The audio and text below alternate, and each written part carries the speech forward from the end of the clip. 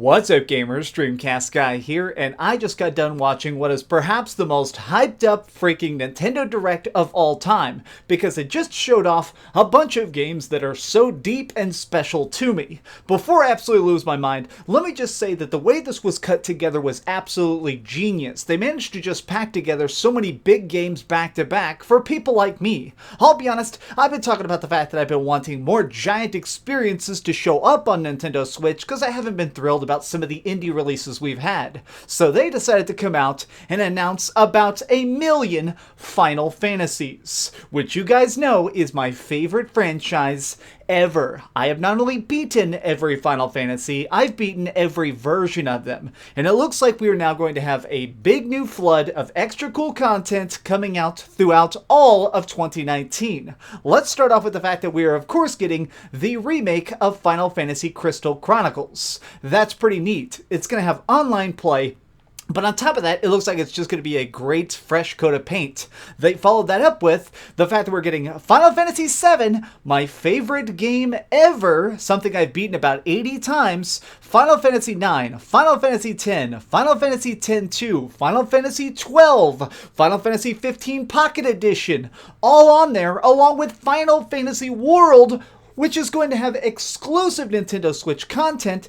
It was just so wall-to-wall fantastic that I thought I was going to freaking lose my mind. You know what? I've got a drink. Let's just toast to the fact that Nintendo Switch is a monster. You know why this is such a big deal? Sony has had a stranglehold on the Final Fantasy franchise for a long time. I follow where those games come out because I gotta play them, but it's quite fascinating the fact that Nintendo finally managed to sign a deal to get these things back on their platform. So let's take a celebratory toast. Oh my god, fast forwarding past that though, let's talk about the giant surprise at the very end, because I'm sure right this second it's probably causing the entire internet to catch on fire. We're officially getting an Animal Crossing on Nintendo Switch. We didn't get any real details on it yet, but they definitely showed Tom Nook and Isabelle during this Smash teaser, so it definitely looks like it's going to be a big, full, giant new game. In the trailer for it, they had all these like new leaf boxes in the corner, so I definitely think that this is trying to just basically build upon the classic games and sort of give us even more stuff to collect, areas to go, and just a bigger house to be in debt about. Let's fast forward past that to something else that actually surprised me because it looked so good, which is Daemon X Machina. Now, maybe they've been showing this off in other places and I haven't noticed, but after the initial teases of it, I feel like I haven't seen this much at all. And here, they gave us what seems like a huge boatload of new details, including the ability that you can actually hack off parts of enemy mechs and attach it to yourself in the middle of a battle. So if there's one dude who's really, really strong, you could fight him, chop him down, and start equipping his equipment to try and take out all of his minions. And that seems fantastic. There also seems to be some sort of equip system that allows you to upgrade your own personal character, which will then upgrade stuff about your mech, and that seems really, really cool. On top of that, let's talk about the fact that they definitely showed more of Starlink, Battle for Atlas, and they definitely said specifically that there are going to be a bunch of Star Fox specific missions. So that game will be cross-platform and playable everywhere, but if you get it on Nintendo Switch, you'll be able to play as Star Fox, and it seems like they're going to have a bunch of levels, including Corneria, that only exist in this version of it, which is such an interesting thing, and it definitely kind of implies the idea that to some degree, I do think that somehow, maybe Nintendo is helping develop this, or maybe financially helping with its development, because that is a lot of extra work they're clearly putting into just this version. Let's jump into all the facts we learned about the online system because they definitely tried to really dish out a lot of those. So we do know for a fact that the Nintendo Switch Online service, which is of course paid, is coming out at the beginning of next week. But now they sort of decided to finally unravel stuff like more stuff about the NES games. So yes, it does seem like the NES games are going to be free as long as you have the service, and it doesn't look like they're streamed, thankfully. You simply, when you pay for the service, you install install the ones you want, and you just play them easily on your system. And they have added features in the way of, like, there's online play for certain games. And that's cool, but what kind of really surprised me the most is the fact that there are some sort of NES Classic Edition style controllers. They look just like the original NES controllers, and they'll be compatible with the Nintendo Switch. They actually are just Joy-Cons. But what's weird about this is they didn't say that they would be compatible with anything else except the NES games. They kept saying over and over again that these would be usable on the retro games, but not necessarily something I could just jump into. And I just realized I'm so hyped, I actually forgot to turn on my background. There we go. I do like the idea of the fact that they're having these classic controllers, though, because it sort of implies the fact that maybe they're going to start trying to unleash different versions of these as they roll out different stuff onto the online service. I would personally be totally cool with the idea of paying for a deluxe online service that gives me access to hundreds of Super Nintendo games at some point in the future, and if I want, I can pay $60 for a Super Nintendo controller that's compatible with my Nintendo Switch. Is that kind of pricey? Yes, but I'm totally okay with it because it manages to really try and expand on what the service is.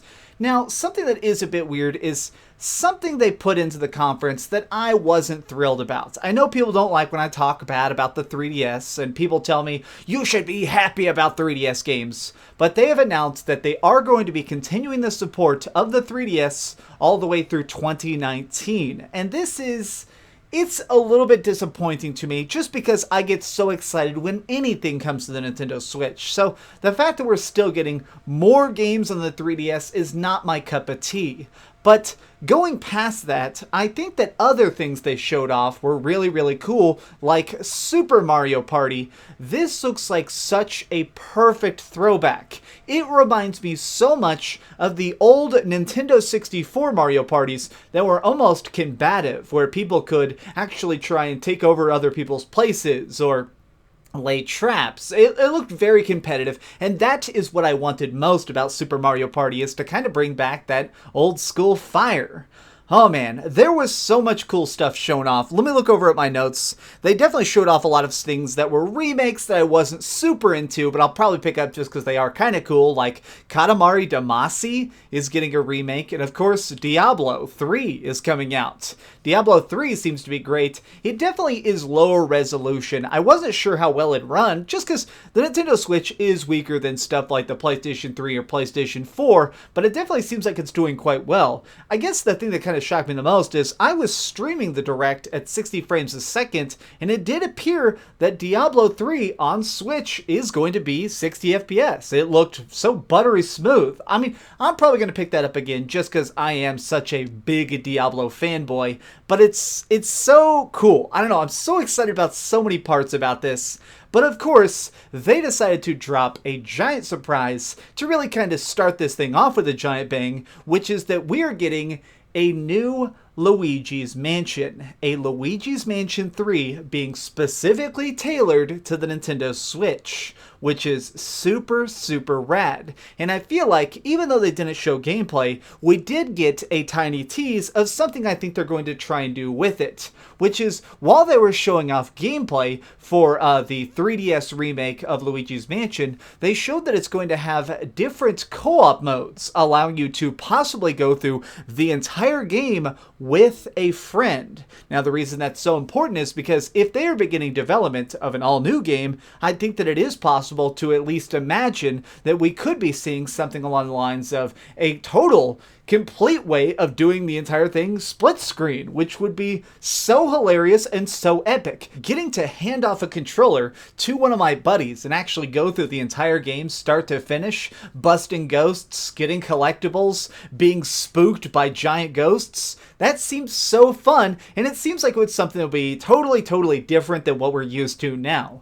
Honestly, there was so much in this Direct that got me extremely excited, and I'm glad they didn't focus too much on Smash Brothers. We have seen so much about Smash Bros. Ultimate that all of us are already on board. I think they made a smart decision to spend this 35 minutes really focusing on a bigger range of stuff, like civilization and city skylines, as ways to try and show people that the Nintendo Switch is building up a big ballin' library. But what did you think about this? Did you watch the Nintendo Direct? And were you as excited as I was about the fact that Final Fantasy VII is going to be on a Nintendo console that you can put in your freaking pocket? I am still losing my mind about that. So please do me a giant favor, give this video a like, share with your friends, and subscribe if you haven't already. But do me the biggest favor of all and keep dreaming. Or at least pinch me, because clearly I am living in dreamland. Woo! Okay, party time. I need a celebration drink. This has been a good day. Oh, hey. I was just playing a little bit of Grand Theft Auto on my Darth Vader PSP. Are you curious what I'm going to come out with next? Well, if you click this button, you'll be subscribed to be the first to know. Also, if you click over here and here, you can see my latest review and my latest top 10. I promise, it was super good. Or it was really bad and I'm sure you can just make fun of me in the comments. Either way, it'll be a lot of fun. Thanks so much for watching.